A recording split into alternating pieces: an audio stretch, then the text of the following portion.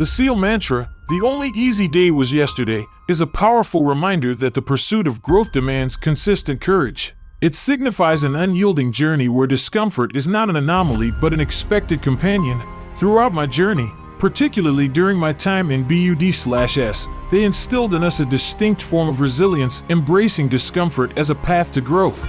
They challenged us with numerous drills and diverse training exercises, each designed to redefine our boundaries. Your hands and feet are bound, and you're plunged into the deep end of a pool. The very thought might unnerve many, but this is what we call drown-proofing in SEAL training. It's a test of grit, a course designed to push your limits to instill in you an unyielding spirit. Yet, it isn't as grim as it sounds. The pool is heated, a gentle touch amidst the intense drill. It's nestled in the sunny city of San Diego, surrounded by the inspiring hustle of our devoted instructors. 6 of them vigilantly circle the pool, ready to intervene at any sign of danger. They challenge you, yes, but they also safeguard you. They won't let you drown. 6 months.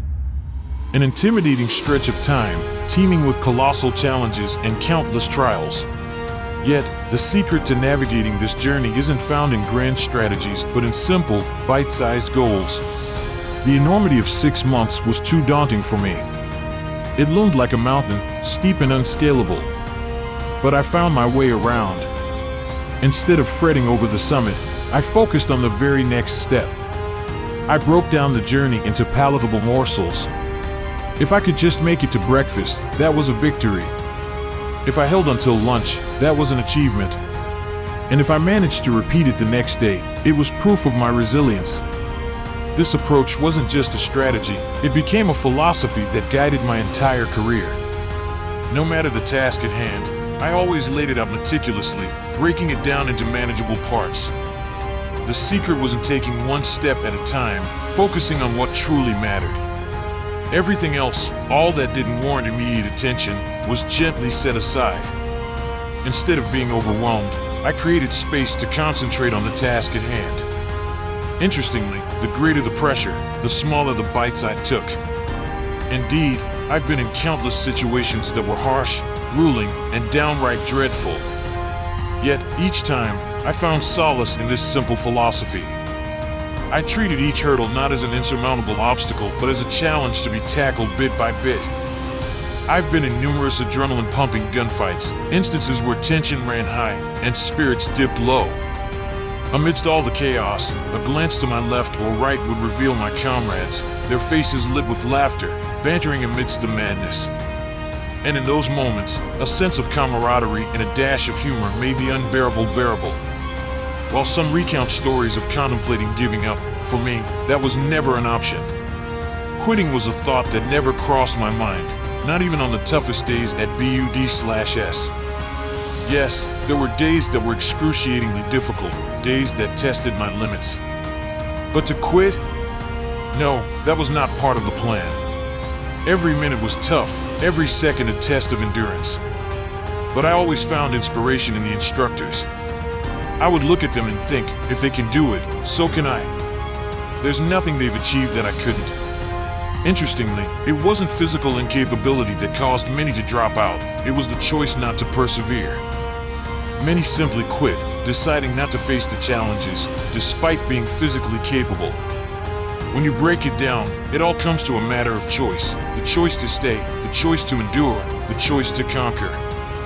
Every BUD/S class over a 6-month period is a testament to this fact, and the statistics are there to prove it.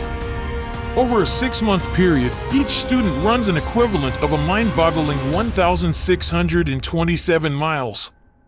They swim 134.2 miles, equivalent to tackling the obstacle course 39 times. The training includes 42 dives, amounting to a total of 61 hours spent underwater. Each class fires over 1.4 million rounds of small arms ammunition and detonates a staggering 13,382 pounds of high explosives. Moreover, every student completes a 150-mile hike or patrol and tackles a demanding combat conditioning course, which involves a 12-mile run carrying 70 pounds of gear, all in under 3 hours. In essence, the training equates to swimming from Cuba to the southern tip of Florida and then, without missing a beat, running all the way to New York City. If I had seen these staggering figures before stepping into BUD/S, I might have chosen a completely different path. Perhaps I'd be sitting behind a desk crunching numbers, enjoying the calm rhythm of a banker's life. The sheer scale of these statistics could have sent me running all the way back to the comforting familiarity of Alaska. But the beauty of life lies in its surprises. Often, we don't know the full extent of the challenges we sign up for. And that's a good thing. Because when we step into the unknown, devoid of preconceived notions or daunting statistics, we discover our true potential. Again, the magic lies in breaking everything down. Many quit because they were overwhelmed by what lay months ahead, losing sight of the present. They focused on the daunting end goal instead of taking it one day, one task. We often laughed and joked about this. Looking back at our BUD/S experience, there was a peculiar kind of freedom. In that arduous journey, we didn't have to fret over the uncertainty of the future. All we had to do was conquer the day. So, when you face a seemingly insurmountable challenge, remember to take it one step at a time. Instead of looking far ahead and worrying about the end goal, focus on the present. Our motto was straightforward: follow instructions and give it your 200%. As we matured in the teams, we became leaders, shouldering greater responsibilities. The complexity grew, but so did our resolve. I remember an impactful lesson from my childhood, around 3rd grade. It was winter, a season synonymous with danger in our area. Many fell victim to hypothermia or accidents on the ice. The memory of this drill stays with me because it underlines the importance of preparation and resilience, elements that became crucial in my later years as a SEAL. Everything I learned in the SEAL teams holds relevance even now. The rules I adhered to while enduring BUD/S, assaulting a target, or navigating any training exercise I still apply in my life today. These aren't just skills or strategies confined to a military context. They are life lessons, nuggets of wisdom that transcend the battlefield. These little takeaways, when I look back on them, have profound significance in my daily life, even though it's been 2 years since I left the SEALs. Another crucial lesson is the power of prioritization and taking things one step at a time. Now, when stress mounts in my day-to-day life, I break it down, prioritize, and tackle each task methodically. If there's something beyond my control, I let it go. This isn't a skill you're born with, it's honed over time through repeated practice. Then comes the mantra of total commitment, embodied in the words of Tommy Valentine, one of our esteemed leaders. He'd often challenge the newcomers, asking, "At what level are you willing to participate?" This question isn't just for rookies, it's a universal call for dedication. The correct response to the question of participation is always, be all in, all the time.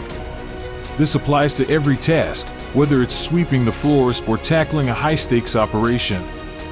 I've learned to focus on the present, giving my best to what's in front of me rather than fretting about what lies weeks ahead. Upon reflection, I realize that I'm not extraordinary. I haven't done anything others can't do. Yet, the fact that I've lived through various challenges reassures me that I can handle whatever comes my way. So, live in the moment, give your best to every task, no matter how small, and remember, every challenge you overcome becomes a stepping stone to conquering the next one. With this mindset, you become not just a survivor but a conqueror.